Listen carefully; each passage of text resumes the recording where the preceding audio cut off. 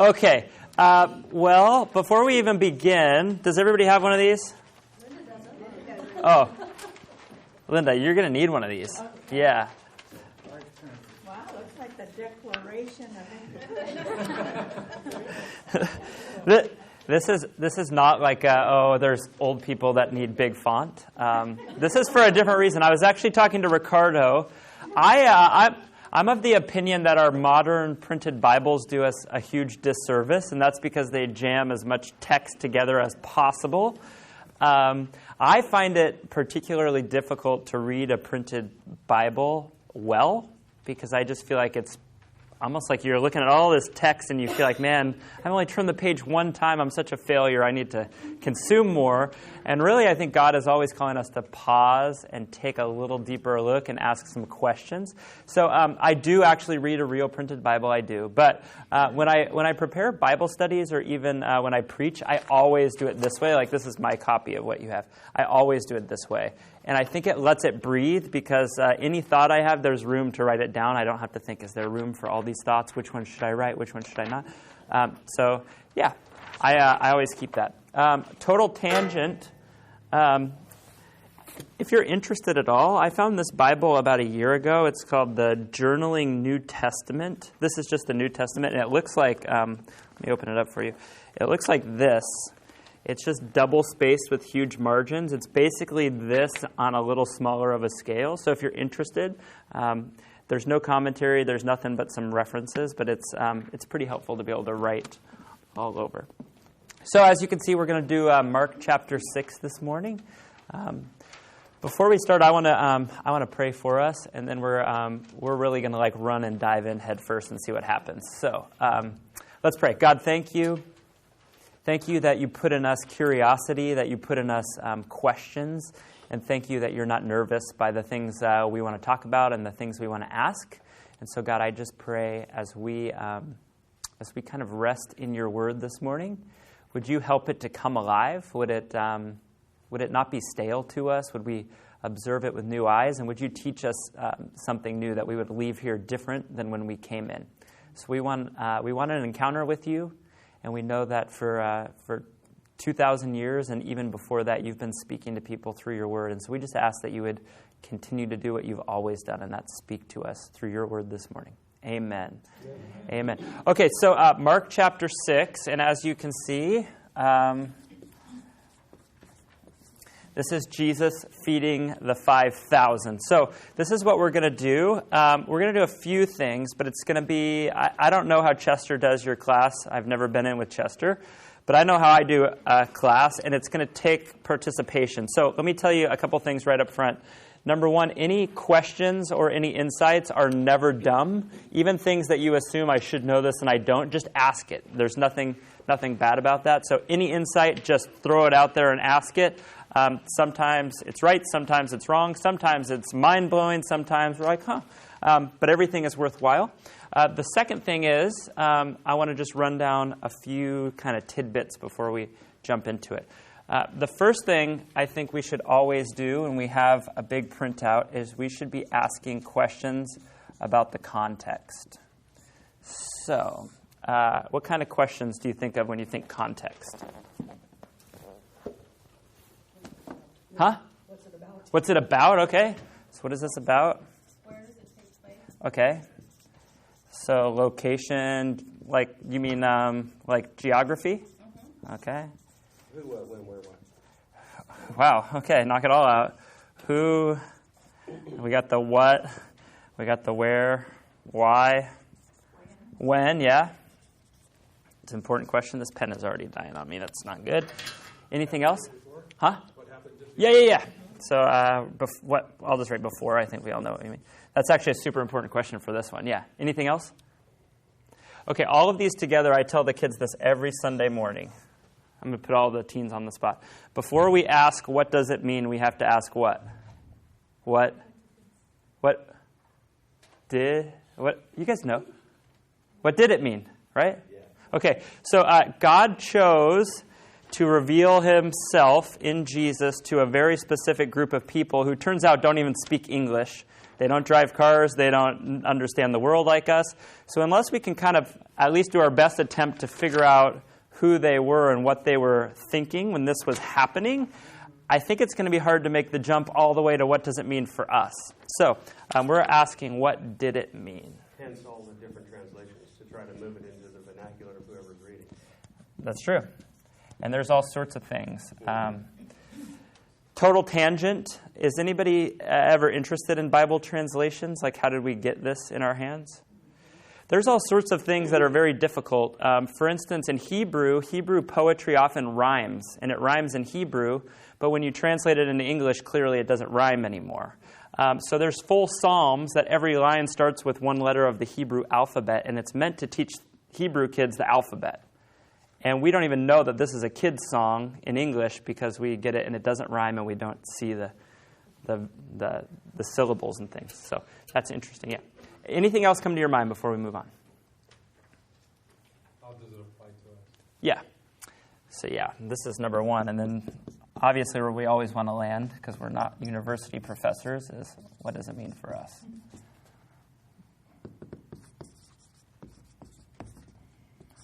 Okay. So let's read some Mark chapter 6. We're going to try to mostly hang out in here for the first half, and then we're going to land in some pretty cool spots, I think, for the second part. So let me give you a quick context. I think David asked a good question.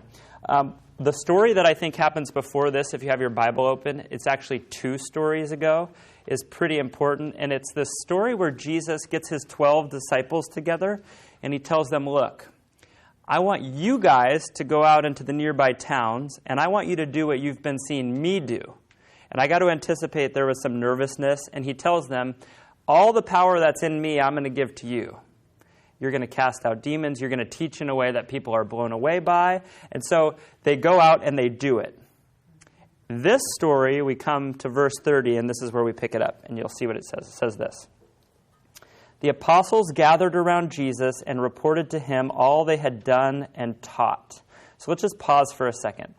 If you were a disciple and you got sent out, you've been watching your teacher do all these amazing things, you've basically been an observer, a spectator, and now Jesus is like, now you're in the starting lineup and you go and you see that, oh my gosh, not by my own power, but the power of God, incredible things happened because of me.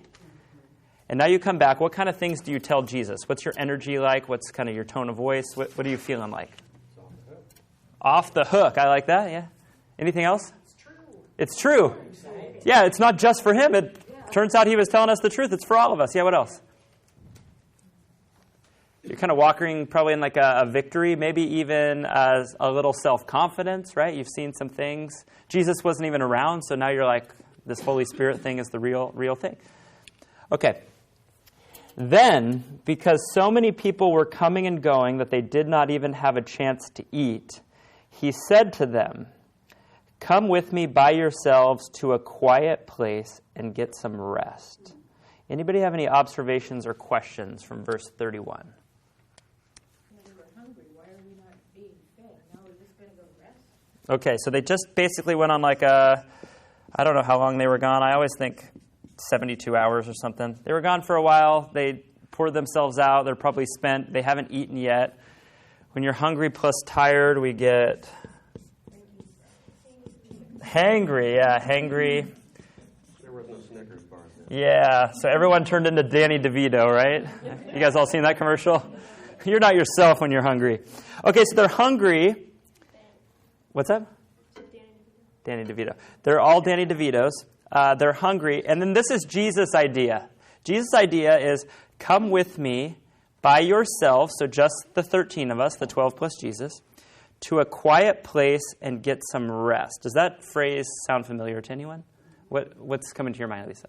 Come to me, all you who labor and are heavy laden, and I will give you rest. Yes. You will find rest for your soul. I like that. So Jesus has a tendency to talk about rest and quiet. Can you think of any other story that might be in Mark? I'll give you a hint. It happens before Jesus walks on water. In the exact same word, in the exact same Greek word order, he says the exact same thing, that Jesus went to a quiet place or a solitary place to get some rest, and he prayed. So there's something about that verse and this verse that Mark wants us to connect the dots. So I think what's happening is Jesus is inviting his disciples into this intimate connection with God that will refuel them. Pretty cool. Let's see what else we got here. Okay, so it's Jesus' idea that he wants to take them away. Okay, verse 32. So they went away by themselves in a boat to a solitary place. But many who saw them leaving recognized them and ran on foot from all the towns and got there ahead of them. Okay, let's just pause right there. I'm going to draw a line so I don't forget. So the original plan was what? Rest. And is there not an eraser here? Well, when do you guys run to get me like a paper towel or something? No, not you, Gary. One of these teenagers. Go faster than that. Yeah. Don't all get up at once. Yeah. Okay, so we're going to rest, and now they literally get the exact opposite, right? I also want to just carry this theme here. I want you to notice they haven't eaten yet. They haven't eaten yet. They haven't eaten yet. They haven't eaten yet. Okay, so now finally they get where they're going on the boat. It turns out that a lot of scholars think, okay, let's just pretend this is the Sea of Galilee and they're kind of down here. They think that what they probably did is they were going this way, which I think makes perfect sense because if people are running and getting ahead of them, if they were going over here, there's like a huge mountain range, so you don't run over there, but that's beside the point. Okay, so they run ahead of them on foot. Okay. Verse 34, when Jesus landed and saw a large crowd, he had compassion on them because they were like sheep without a shepherd. Interesting. So let's pause for a second. Anything standing out to anybody? Compassion. Compassion? Why does that stand out? He realized that these people wanted to hear more. And they were following him. And they're running to do it, right? Yes. Okay, a couple things that I think are important. We don't know the day of the week, but for people basically to be what's the word I'm looking for? What's that? Available? Yeah, so available. The people who are running on foot are not well-to-do people. They clearly are day laborers, people who are suffering and can just step up and run with Jesus. Thanks, Justice. Appreciate it. We'll erase that in a second. So these are the poor of the poor, and Jesus says that he lands at the shore. He looks out on them like what? Okay, so we got this sheep and shepherd language. This is going to be really cool in a second. We'll come back to this in a second. Really crazy nerd out. We were talking about difficulty translating the Bible. This word is very difficult to translate into English. I think they did it properly, and compassion is the right word. But literally in Greek, the word is splagnon, like GK in there. And what it literally means is that Jesus, this is just right out of the book. I didn't make this up. It means that his bowels shook. So in Greek philosophy, the place your emotions come are your innards. Your guts are where your emotions come from. So it says when Jesus looked at him like maybe like gut-wrenching, or I don't know what other idiom. Something in him was shaken and taken aback. But it literally means that his bowels and intestines were shaking, which I think is pretty cool. So next time you say, have compassion, just think about that. Jiggly bowels. Yeah, jiggly bowels. Yeah, have jiggly bowels for people. There you go. Nice. I'm glad we got that. I hope that's not the main takeaway. Okay. So he landed, he saw a huge crowd, his bowels shook because of them, because they were like sheep without a shepherd. So let's talk about this for a second. This is clearly not just New Testament language. I looked it up, and I couldn't figure out the perfect word order, but basically things about sheep and shepherds in the same verse happen about 100 times in the Old Testament. So this is a pretty common illustration. So let's just make sure we kind of have an idea of what it means. So what does sheep without a shepherd mean? What is the illustration? Okay, lost. Defenseless, yeah. Most sheep, even by the first century, have been bred down to have no natural defenses. Interesting. They can't even protect themselves. Frankly, this kind of sounds mean in the story, but what is the IQ level of a sheep? And we'll call it not very smart because dumb sounds bad. I think I heard you preach on that once, and you said they were very dumb. They were dumb, yeah. I mean, the people aren't dumb, but sheep are dumb. Sheep, they literally wander off, and, there's a reason David had to be vicious and kill lions and bears and things, because the sheep just wander off and don't know any better. Okay, so he looks out at them. They're like sheep without a shepherd. That also means leaderless. Leaderless, yeah. And don't the shepherds give them food? Can you just wait until it's the right time? No, I'm just kidding. Okay. This is why I think this illustration means more to these people than it does to us. Because we are talking about a landscape that is arid and dry. It's basically a seasonal desert. There is a rainy season, and there are things that grow. But more or less, when you're even a little distance away from water, we're talking about a pretty arid, probably like you just drive east here, kind of like that. In the wrong season, there's not a whole lot of good things for shepherds to feed the sheep. And so a shepherd has to not just be someone who knows how to take care of sheep, but has to know their way around the landscape. Does that make sense? The other thing is when we think shepherds in our culture, we usually think huge areas that are fenced in. These folks are not fenced in. They need to know huge swaths of the landscape to lead sheep from point A to point B where there's good water, good food. Every single sheep, just think, is a huge chunk of your bank account. If one dies, you just took a huge loss. So very important. So shepherds are important because they know where to find food. So shepherds can find food and water. And protect, right? Okay. Now, if you're taking notes, write this part down. Because it says in the very next sentence, so they're like sheep without a shepherd. So what is Jesus' response to finding people who are sheep without a shepherd? He began to teach them many things. So this is sort of what does this mean for us that Ricardo brought up. This is what I wrote down. I wrote that Jesus' response to his spiritual sheep is to feed them with the word. That the first thing they need to eat is not grass, it's the word. Which is important because we're about to get... I call it the best fast food miracle in the history of the world. We're about to have Jesus feed them with real food, but the first thing he does is feeds them with the word, which is pretty cool. Any other thoughts before we move on? I'm trying to keep track of time, too. Hi, Libby. Verse 35. By this time it was late in the day, so the disciples came to him. This is a remote place, they said, and it's already very late. Send the people away so that they can go to the surrounding countryside and villages and buy themselves something to eat. Okay, let's pause and let these two verses breathe a little bit. Anybody noticing anything? What I noticed is they're not concerned about themselves. They didn't say, we haven't eaten. Yeah, They interesting. Let's see what...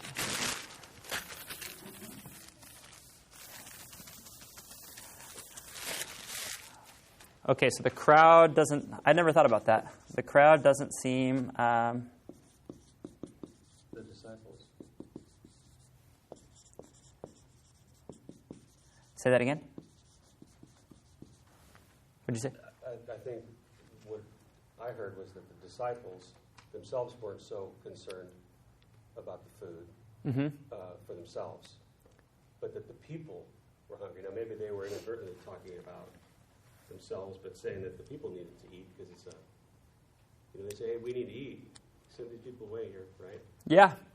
So they, I think, to be honest, I think Jesus was waiting for them to finally come to him.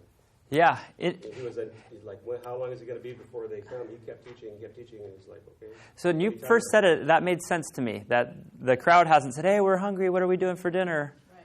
The disciples are, I think there's maybe some different motives here. So we know that the disciples are hungry and they're exhausted. So if we think hungry, exhausted, Jesus, this is a remote place. Maybe you should send these people away. Remember, he said originally, let's go to a remote place. They got to the right place, but It's the wrong setting. Too many people. So I guess we could read it as, we found the right place that could be restful if all these people weren't here. Maybe you should send them away, right? I don't know. I was thinking it was kind of a coy way of saying, we're tired and hungry, we want to eat now. Yeah. Send these people. Could be. Food. It could be either one. It could be that if the disciples are mingling and they're hearing people grumble, like, oh, I forgot to pack food. Why don't? Maybe they're like, hey, Jesus, these people are hungry. We gotta think ahead, or else there's going to be like a hangry riot going on. I don't. Jesus and the woman at the well, when they split, and he's talking to her, he told them, I have food. It's a food that you don't think about. Yeah. Where did he get some food? Yeah. They were thinking on a carnal level, and they're hungry. Yeah. Hungry, and Yeah. he was talking about the Word. And then later, in other scriptures, he talks about himself being the Word. So he's giving them what they really need. Yeah. Their first need is a basic instinct, food. Right? Interesting. We're going to find out in a second the disciples have some food, right? They have 5 loaves and 2 fish. I find it interesting that they're so hungry they haven't tried to sneak some, right? Yeah. If I was super hungry and I had a protein bar in my backpack and I was super busy, I'd grab it and nibble on it, right? I find that interesting. Okay, so they say, send them away because it's a remote place. Now, this is important because in the very last sentence we found out that Jesus calls them sheep without a shepherd. How do sheep fare in a remote place? There's not action going on. If, like our little lake diagram, if scholars are right where they landed, there's probably not a whole lot to keep the illustration going. The reason it's a remote place is because it's not a good place to raise food, raise livestock. It's not a good place. The reason it's solitary and remote is because it's not really anything going on there. So they are like sheep without a shepherd, and now they're in a place that's not good for sheep. And it turns out there's no food, so send them to go back to where they came from and the other towns to get some. Isn't it interesting that the circumstances, Jesus, knowing those things, allowed the circumstances of everyone's life to dwindle to a point that even their basic necessities couldn't be met, to where he had a captive audience to teach them collectively what he wanted to teach them. And then the disciples, obviously having a little bit more foreknowledge, were waiting to see what Jesus would do, always waiting to see what Jesus would do. And he was showing them and modeling for them how to take care of people for what they really need. Yeah. Yeah, and using their hunger to not bathe them, but to lead them, if you will, into that place. Yeah. Yeah. You're getting ahead of us on the... Sorry. You're gonna have all the takeaways here in a second. You already stole 2 of mine right there, so give it up for Ron. One of the things I was thinking of, so if we're right that these people are, they're poor, the common kind of Roman structure is that a day laborer would work a day. At the end of their day, they would receive a single payment, which was basically enough to put enough food on the table until they got their next payment. Now, if these people are running after Jesus, they're not working and they're not receiving a payment. So this idea that we need to send them to go buy food seems a little off. These are definitely not people who have a bag full of money. So interesting. So this is what Jesus says. You give them something to eat. Now, we talked about context. There was a story 2 stories earlier, and the disciples at the beginning of this story just came back from doing what? They were casting out demons. They were preaching in the power of the Spirit, and people were coming to know Jesus. There was miracles taking place. So I had always kind of learned this passage as Jesus basically setting them up to be astounded by how powerful he was. But if we read it in context, we find out maybe what Jesus is really saying is, you just recognize that in the power of the Spirit, you could cast out demons, you could perform miracles, you could teach with authority, and you are just like ordinary fishermen. You give them something to eat. It's almost like you have the power, you clearly know about it, I told you about it, I gave you the power, and the disciples have already forgotten it. The second they're in Jesus' presence, they want 100% just let Jesus do it. Jesus do it, Jesus do it. Well, think about what later happens when they did try to, in fact, cast out a demon, and it wouldn't come out. And then he told them, this kind. You got to pray harder, man.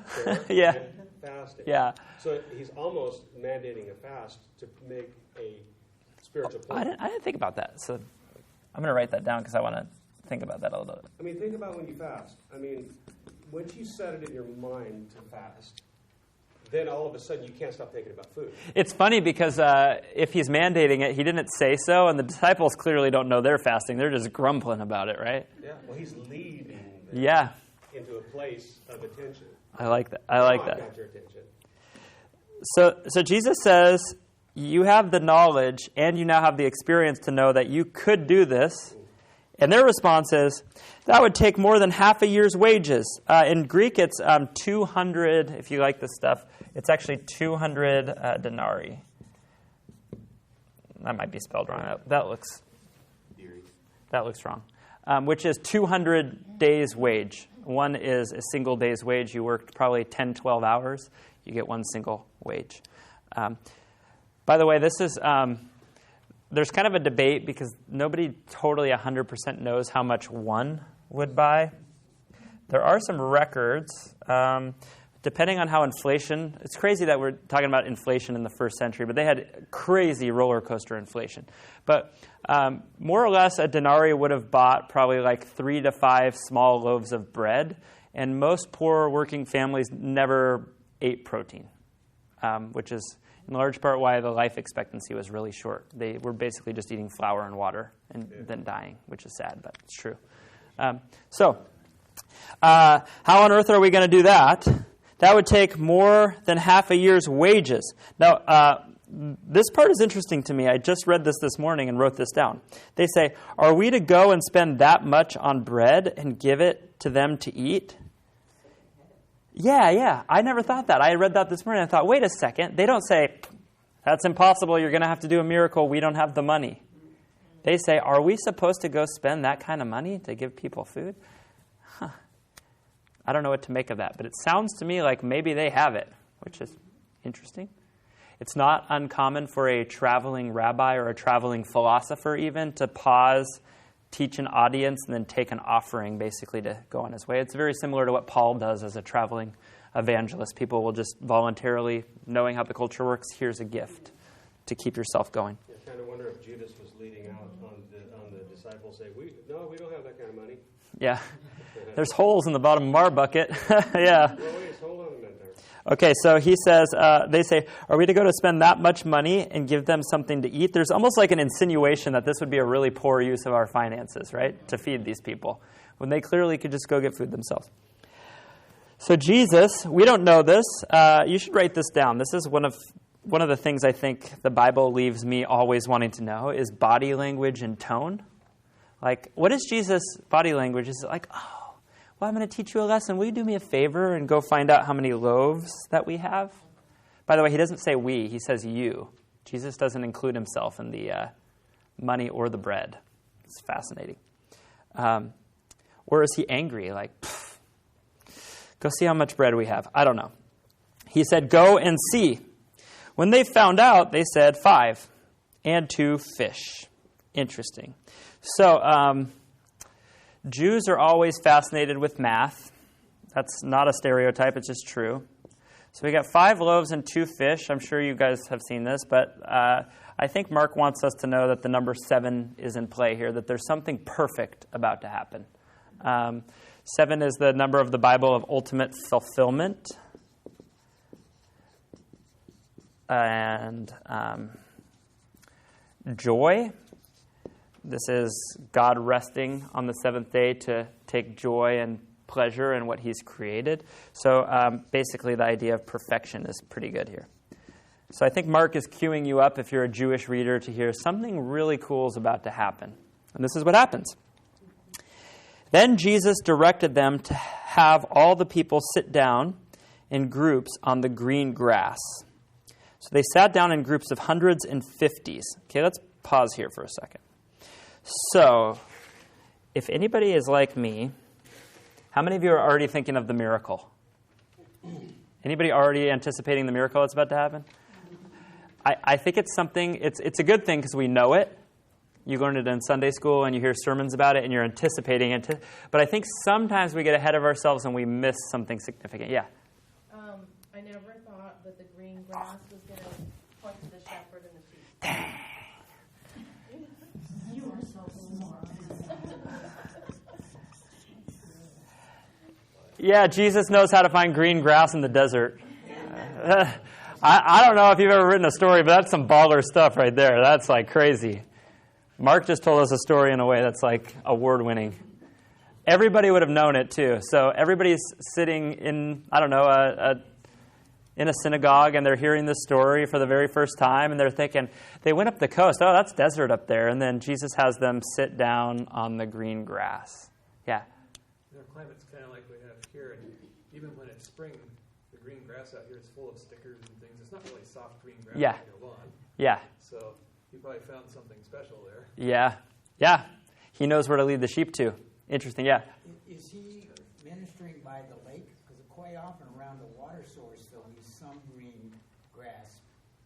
Yeah, I've never been there, but my understanding is that if you want to go this way around the Sea of Galilee, there begins to be super steep hills, which is similar to up here where the pigs slammed off the cliff, that it becomes really difficult to navigate. And so oftentimes people would go out this way and then up. So going on the seashore, I don't know, so don't take my word for it. You should look it up yourself. But my feeling, and just how I'm reading it, is that Jesus is trying to take them to a place that other people aren't going to be. That's where he wants to show them rest and being with the presence of God.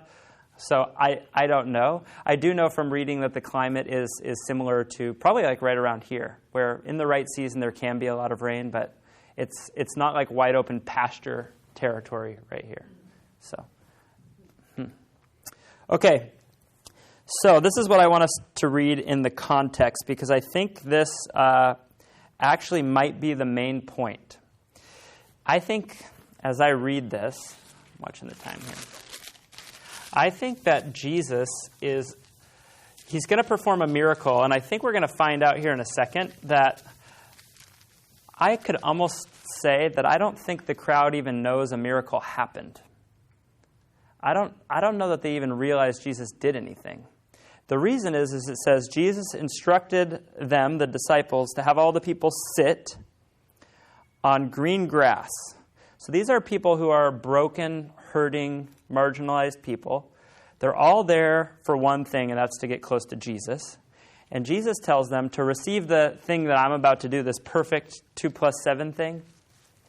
These people need to be seated together, and he seats them in groups of 50 and 100, which I couldn't have time to follow this rabbit trail, but 50 and 100 is really common Roman military numbers for groups, which I found fascinating.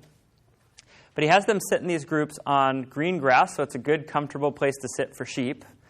And what happens when people sit around with each other? They talk. They talk, they gossip, yeah. Oh, dude, you just started following Jesus? Let me tell you what he did 3 chapters ago. You won't believe this, right? They gossip, they share a life, right? It turns out, I think maybe one of the significant things about this in church is when you have a struggle, I've noticed a lot of my friends who are not church people, they oftentimes sit and feel like my struggle is my own and nobody has it in common. I think broken people, when they start doing these things together, and we're going to find out they eat together too.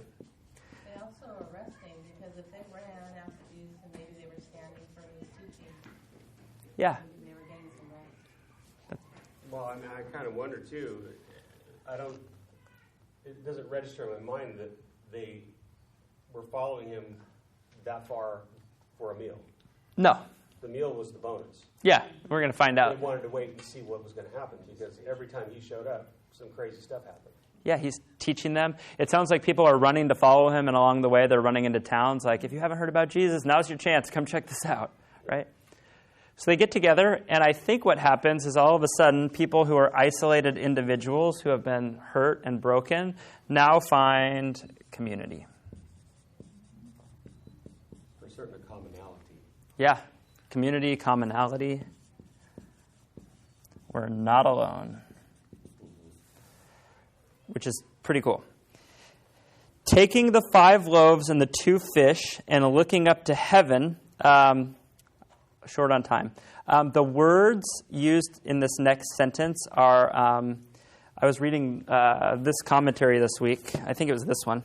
And the author was saying the word usage is clearly an echo to the exact same words that happen at the Last Supper. That he looks up to heaven, he takes the bread, and he breaks it. Now, we don't have wine, so it's not like a 1-for-1, but clearly something's going on here. So, taking the 5 loaves and the 2 fish, he looks up to heaven. He gave thanks, and he broke the loaves. Then he gave them to the disciples to distribute to the people. He also divided the 2 fish among them all. So there's like this expedited system. The disciples are like the servers to these groups of 50 and 100. I think this is just my feeling. I don't know. I could be wrong. I see them sitting around in circles of people, little crowds of people, and they're talking, and they're getting to know the person next to them. And all of a sudden the disciples are like, hey, are you guys hungry? Well, yeah. Oh, here's some bread and some fish. I don't think they even pause to say, where did this come from? The story doesn't say they do. It doesn't say they don't, so I don't know. So now they're being fed, which just prolongs all of these things, right? You can have a good conversation, or you could have a good conversation over a meal. Anybody ever had a meal that just, you're like, we finished eating 2 hours ago, and it just set the stage for great things to happen? It's coming. Yeah. So this is all happening. And we'll get to this in a second. They all ate and were satisfied. Do you guys see that in verse 42? Okay. 42 has this word satisfied. Okay, so this word I was interested in because one of the questions I asked while I was reading this is, what are they satisfied about? Food, that's how I always thought of it. They're satisfied because they just ate and they were hungry. It turns out that the word satisfied is referring to plural some things. They're satisfied about multiple things. Does that make sense? I don't know how to explain it in English. But basically it's not saying that they're directly 1-for-1 satisfied with food. They're plural satisfied with many things. So I looked into it and I thought, so what are they satisfied about? They're satisfied about this. They're satisfied that we got to eat, that we're broken people who got good teaching. Jesus taught us with the word first. So I think this might be kind of a rough way to say it, but I think maybe what they're satisfied with is that the shepherd doesn't just care for their physical well-being because he gives them food. He cares for their mental health. He gives them rest, like Lisa said, on green grass. He cares for their social and emotional health. And I think I think this part's important. That when Jesus performs a miracle, the way he says, this is how I want you to receive the miracle, is in a way that cares for every single part of you as a complex human being. Because we all know that Jesus says things like the woman at the well, you can come and drink this water, the water's fine. But you're going to come back tomorrow and you're going to want more, right? These people are going to come back, wake up the next day, and they're going to be hungry again. But the reason they're satisfied is all of this. Interesting. I kind of hate to say they're satisfied with this, so let's cross it out. Well, it is a natural thing. It is natural, yeah. Or content. Yeah. Just content. Yeah. I had read something, actually. I can't remember who it was.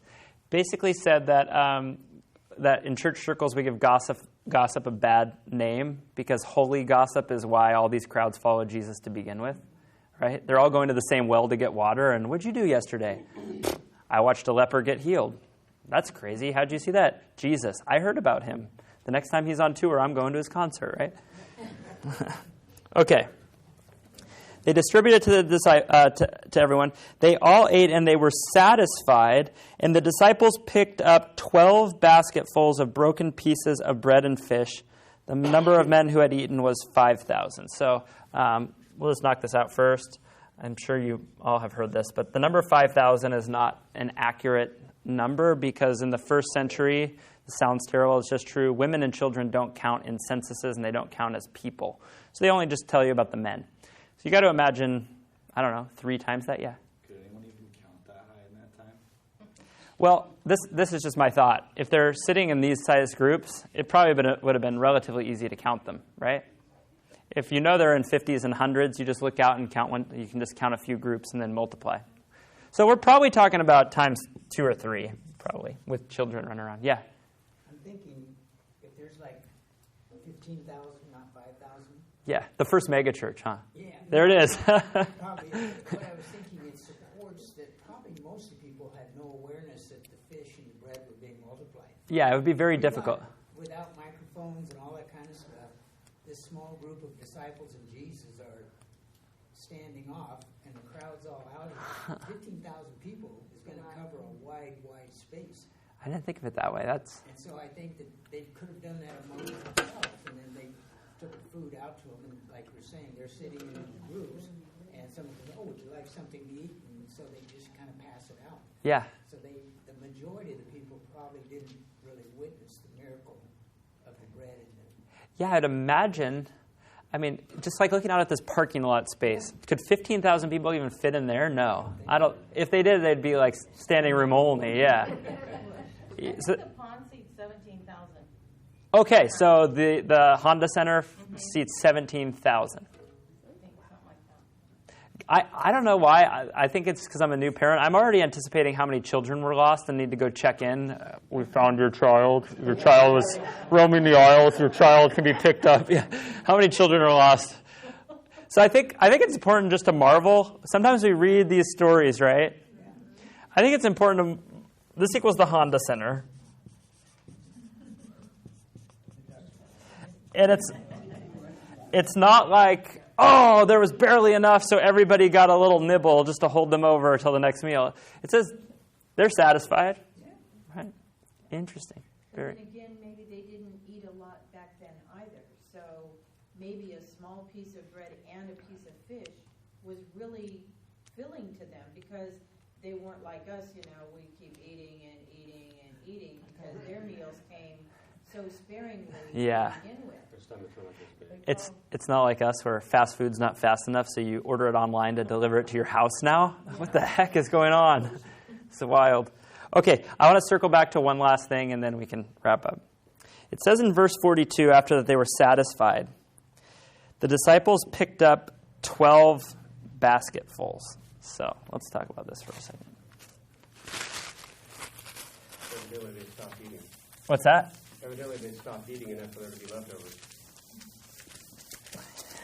Yeah, there's leftovers, all right. Where did you get the baskets? Yeah. Is that just common? Everybody has a basket? I don't know. Did he multiply those too, and we're not even talking about the other part of the miracle? That's a good question. Well, 12 baskets out of 5,000 people is not really overwhelming.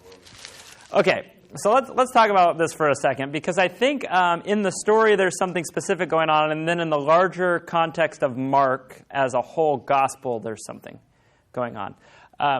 If you read like a little primer on the Gospel of Mark, you would find out that most scholars agree that one of the main things he's trying to tell you is that Jesus is gathering back the people of God. He's gathering the scattered people of God back together, but there's a problem because some of the Pharisees and the people who are very strict on who are the tribes and who are not, Jesus is basically saying things like, everyone who does the will of my Father is in. And they're like, what? That's not how it works. There are clearly tribes. So on a large scale, the Gospel of Mark is saying that Jesus is gathering the lost children of Israel back together, and there's new people grafted into the vine. But how many tribes are there? 12 tribes. So there's this grand kind of theme going on that Jesus has brought all of these individual people together, brought them into community, and then there's this hint that this is part of what he's doing. He's bringing people back together, which is pretty cool. I think that's an element of the story. I think there's actually a super funny element in this story. And it's that we still do not have any cue that the disciples have eaten anything.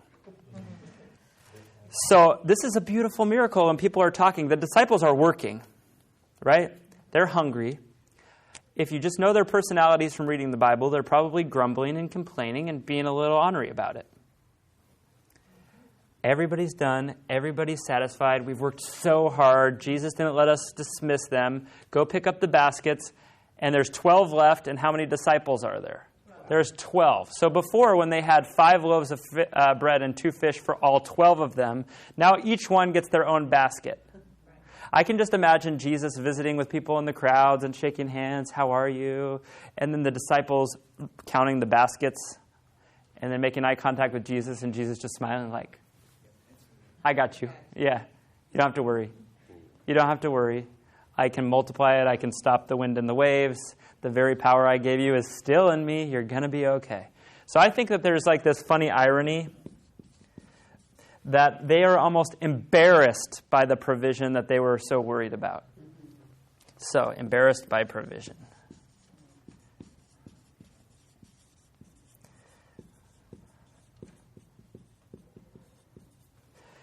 And I think if we want to talk for 5-6 minutes about what does this mean for us, I think this is a good place to start.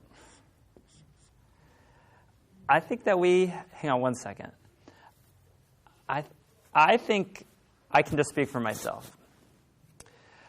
I think oftentimes we lead with fear of what might happen if this or that doesn't happen, or I don't get that, or by the end of the month if money is too tight, and so often you build up all of this fear, and that by the time God provides, it's almost like embarrassing. Like, I don't know why I was ever worried in the first place. And it's like this cycle that happens over and over and over, almost like the disciples who have forgotten literally days earlier they were casting out demons. Now they're wondering, how on earth are we going to get food? Right? And they're embarrassed that God is exactly who God said he was, and he will provide. And I think that's kind of where the story kind of leaves you. So any other thoughts, takeaways? If you had to say, based on all the context and the culture and everything, what do we take with us that changes who we are or how we think about God or what God's up to? Yeah. I think it might have been acting out the larger picture of how Jesus is giving bread of life to the disciples who in turn go and give it to the people. Okay. So What they actually did in the future. So are you kind of saying like that the bread of life is given to you so that you can provide for others too? They were presenting the gospel to everyone else that they received from Jesus. It's kind of acting it out. I'm having a hard time with the words, but I like that. Bread of life, and then we act it out.